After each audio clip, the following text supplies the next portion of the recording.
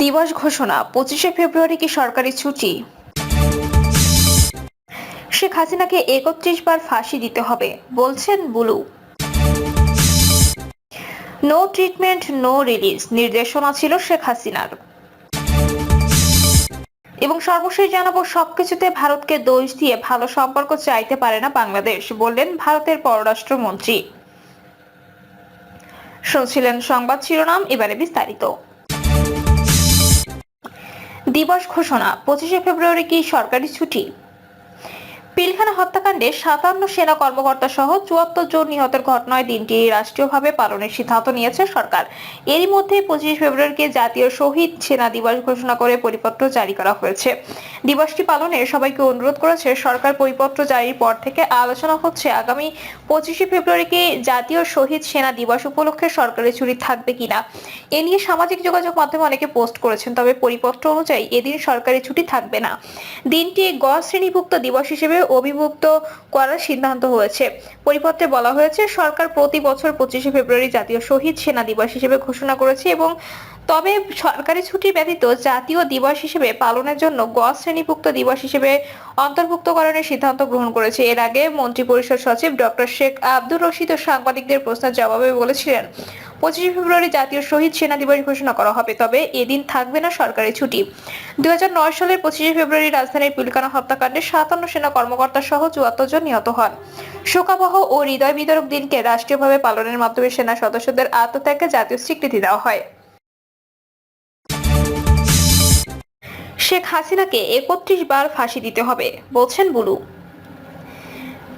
জাতীয়তাবাদী দল বিএনপির ভাইস চেয়ারম্যান বরকতুল্লাহ বুলু বলেছেন, শেখ হাসিনা বাংলাদেশের প্রশাসন এবং রাষ্ট্র কাঠামো ধ্বংস করে দিয়েছে। এজন্য যদি তার 1000 বছর জেল হয়, তারপরও শেখ হাসিনার শাস্তির পরিমাণ শেষ হবে না। বিএনপির 31 দফা 31 বার শেখ হাসিনাকে ফাঁসি দিতে হবে। বরকতুল্লাহ বুলু বলেন, 1971 সালে মহান মুক্তিযুদ্ধ, 30 লাখ শহীদকে এবং শহীদ জিয়ার স্বাধীনতার ঘোষণা যারা স্বীকার করেন না, তারা যত বড় দল হোক না কেন, যেই হোক, তাদের বাংলাদেশের মানুষের কাছে ভোট চাওয়ার কোনো অধিকার নেই, তাদের নির্বাচন করারও কোনো অধিকার নেই। তিনি বলেন, শেখ হাসিনা দেশের সম্পদ লুণ্ঠন করেছে, তার পরিবার 27 লাখ কোটি টাকা লুট করে বিদেশে পাচার করেছে।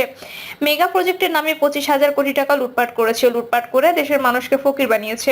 শেখ হাসিনাকে আশ্রয় প্রশ্রয় না দেওয়ার জন্য ভারতের প্রতি তিনি আহ্বান জানান। বরকতুল্লাহ বুলু বলেন, 1.5 মাসের আন্দোলনে 1400 মানুষ শহীদ হয়েছেন। এর মধ্যে বিএনপির 862 জন নেতাকর্মী শহীদ হন, আর এর সময়ে 128 জন শিশু নিহত হয়েছেন। এই আন্দোলনের সবচেয়ে বেশি শরিকদার ও হকদার হচ্ছে বিএনপি, অন্য কেউ না। তিনি বলেন, 1.5 মাসের আন্দোলনের সফলতা আসেনি। 17 বছর বিএনপি রাজপথে ছিল, জেলখানায় ও আদালতের বারান্দায় ছিল। বিএনপির 20,000 নেতাকর্মীকে হাসিনা হত্যা করেছে, 2,000-এর বেশি নেতাকর্মীকে গুম করেছে, হাজার হাজার নেতাকর্মীকে পঙ্গু করে দিয়েছে। 65 লাখ নেতাকর্মীর বিরুদ্ধে মামলা করেছে। বিএনপির এমন কোন নেতা নেই যার বিরুদ্ধে মামলা নেই বা জেল খাটেনি। বরকতুল্লাহ বুলু বলেন, 2014 সাল থেকে 2024 সালের 7 জানুয়ারি পর্যন্ত ইউনিয়ন পরিষদ থেকে সংসদ পর্যন্ত যেসব নির্বাচন হয়েছে, এর কোনো নির্বাচনে দেশের সাধারণ মানুষ ভোট দিতে পারেনি। ডিসিএসপি আর আওয়ামী লীগের গুন্ডারা ভোট করেছে। নির্বাচনে তাদের দলের মধ্যে টাকার খেলা হয়েছে। তিনি বলেন, প্রতিদিন বাস ডাকাতি, আইন শৃঙ্খলার অবনতি, দ্রব্যমূল্যের ঊর্ধ্বগতি, এসব কারণের সামনে রেখে সম্মেলন। প্রশাসনের উদ্দেশ্য করে তিনি বলেন, আইন শৃঙ্খলার যে অবনতি হয়েছে, অতি শিগগিরই তার উন্নতি ঘটানোর আহ্বান জানান। বরকতুল্লাহ বুলু প্রধান উপদেষ্টাকে উদ্দেশ্য করে বলেন, 2-1 জন উপদেষ্টার কথা বিভ্রান্ত হয়ে আপনার ইমেজ ক্ষুণ্ণ করবেন না। ন্যূনতম সংস্কার দিয়ে নির্বাচনের রোডম্যাপ তৈরি করেন। কিভাবে কবে নির্বাচন হবে তার রোডম্যাপ ঘোষণার দাবি জানান।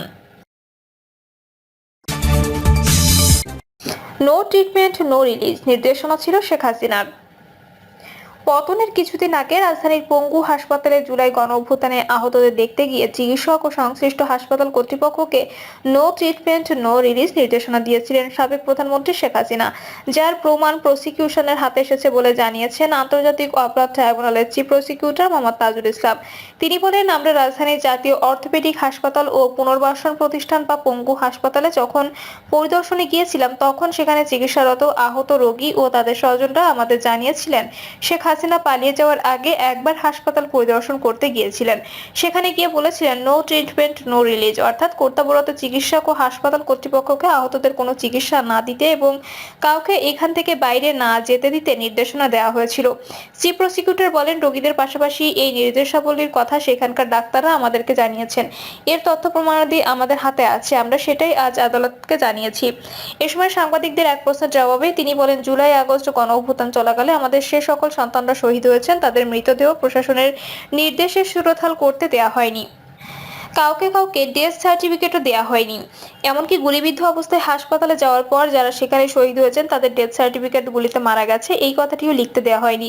শ্বাসকষ্ট কিংবা জ্বরে মারা গেছেন এ ধরনের কথা লিখতে বাধ্য করা হয়েছে। আন্দোলনে শহীদের লাশ দাফন করতে যাচ্ছে জানতে পারলে রাস্তায় পুলিশ তাদের পরিবারের উপর হামলা আক্রমণ করেছে। তিনি বলেন, আদালত আমাদের কাছে জানতে চেয়েছেন যে শহীদদের সুরতহাল প্রতিবেদন বা পোস্টমর্টেম রিপোর্ট খুবই গুরুত্বপূর্ণ সাক্ষ্য এবং কেন সেগুলো নেই।